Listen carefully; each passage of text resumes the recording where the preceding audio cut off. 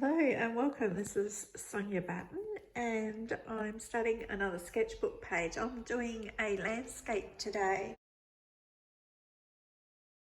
So I took a photo that I've got a reference of, and I also did this quick sketch last night.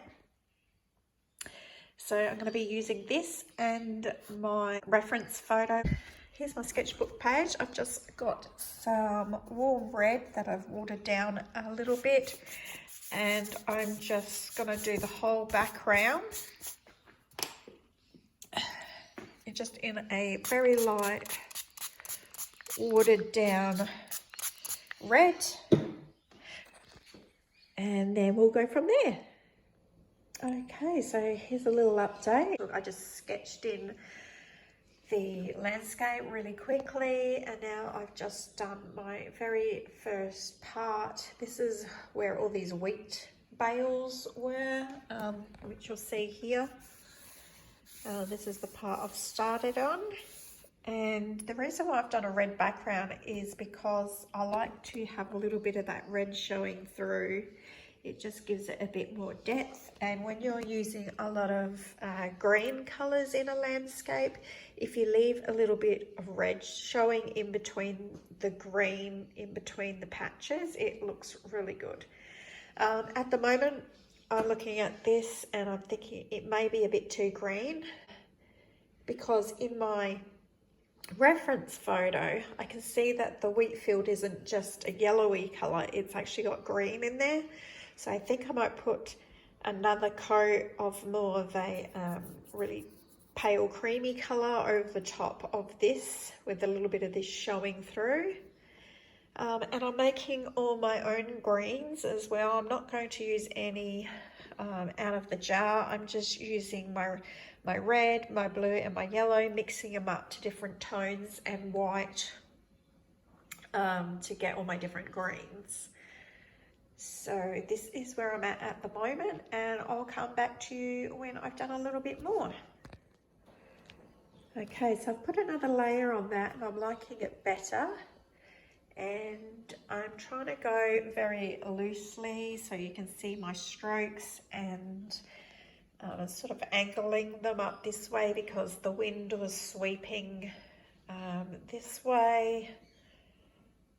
I don't know if it was the wind or the way the tractors had gone. And I just mixed, so my first layer, if you want to know, was a warm red, warm yellow and cool blue, and then it had white mixed in. And then my second layer I used, I think it was raw sienna. Yep, raw sienna and white. It just gave that little bit more of a creamy colour, but you can still see that green underneath. So I'm liking how it is. As you can see, I'm not staying particularly in the sketch lines, just keeping it nice and loose.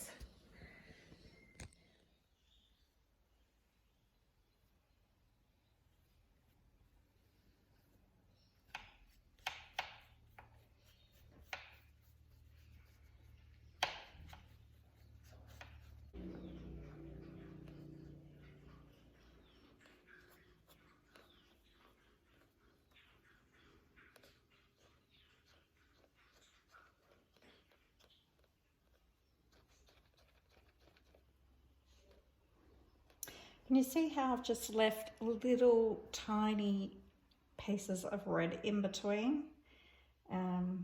That's what I'm going to try to do throughout the painting, and then that's hopefully that red is going to really make all the greens pop. That's what I'm working for anyway. That's what I'm aiming for. So I don't know if you guys know, I mean, and many of you who are artists probably know this, but when you're doing a landscape,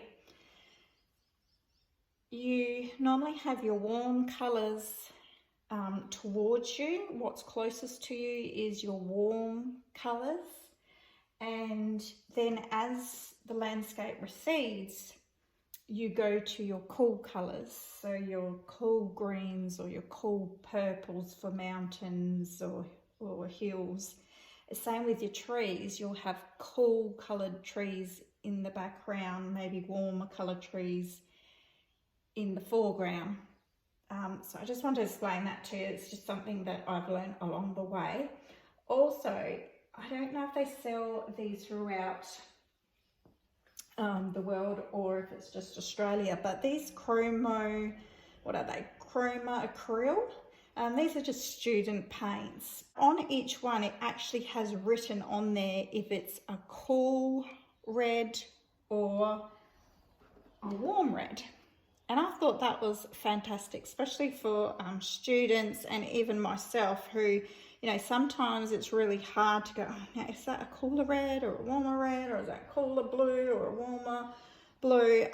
If it's actually written on there, I thought that was a pretty good idea to teach students. So not all the brands I use of acrylic paint have that written on there, but it is very helpful. So yeah, I'm just gonna have a cup of tea now. Yeah, am I the only artist that always has a cup of tea on the go? I don't know, for some reason I get really thirsty when I'm painting. So anyway, I'm gonna have a cup of tea, turn the camera off, and I'll be back in a minute, guys.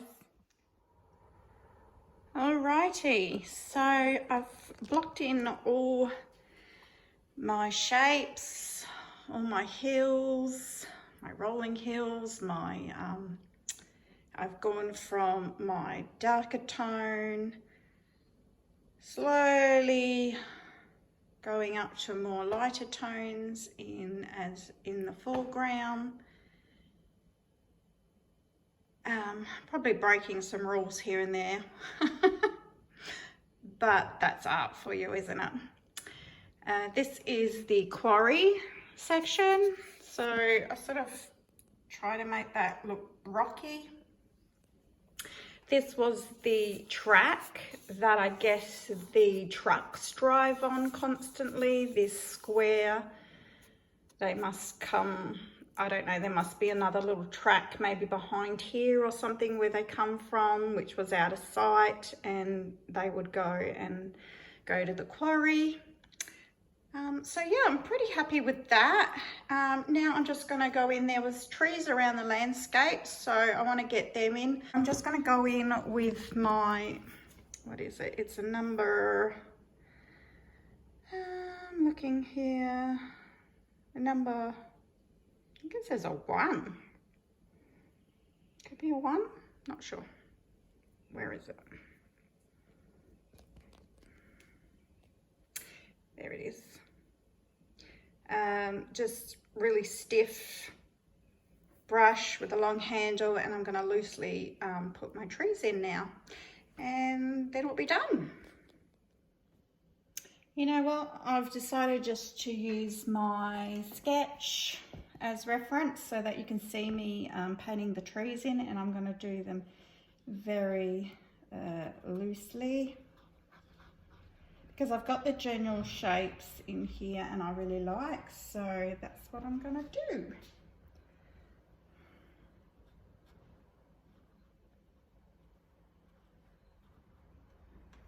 I don't want to overwork them too much.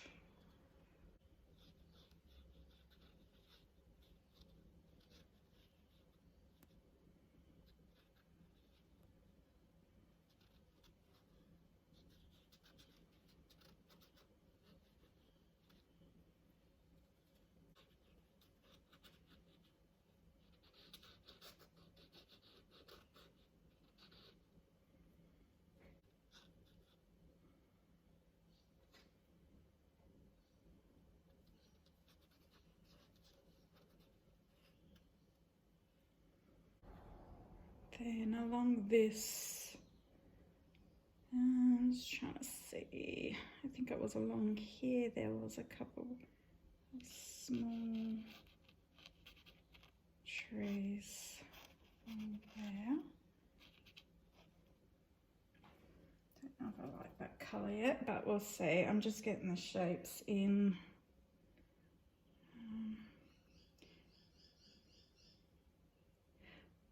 there was one right on that corner there. About here, there was definitely a tree there. And we had all trees along here.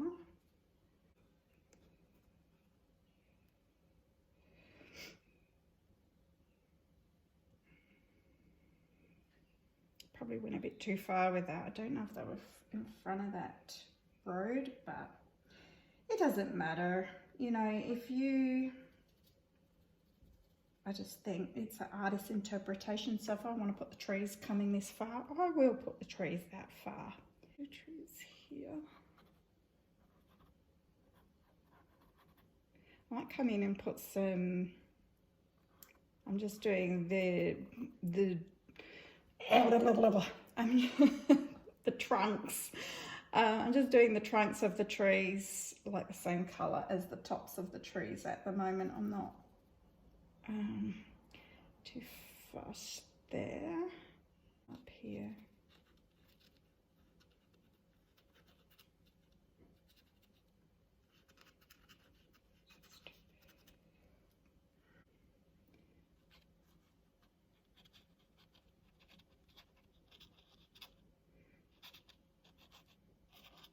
Dark bits of darker in there, some of them.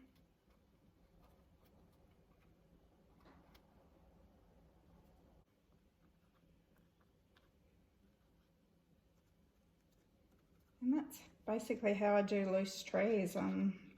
Just try to make every tree look like a different shape. I start off with my darker colours down here and then go lighter in the distance. But yeah, so yeah, I'm quite happy with that. And I think I'm going to call that done. I'm quite excited about that. Now comes the fun part, guys, when you get to pull off your tape off the sides of the painting, and I just use washi tape. I find that sort of works really well. It doesn't pull your paper up. Although it has kind of got stuck there because that paint was a bit wet still, that pink I just put on. Oh, now that I've said that, it's starting to pull my paper up for some reason. Your paint, you want to make sure your paint is completely dry before you pull your washi tape up. I think that's what it is. There was a wet bit around there. Yeah, it's just pulled up a bit of paper there because this bit was wet and then it grabbed.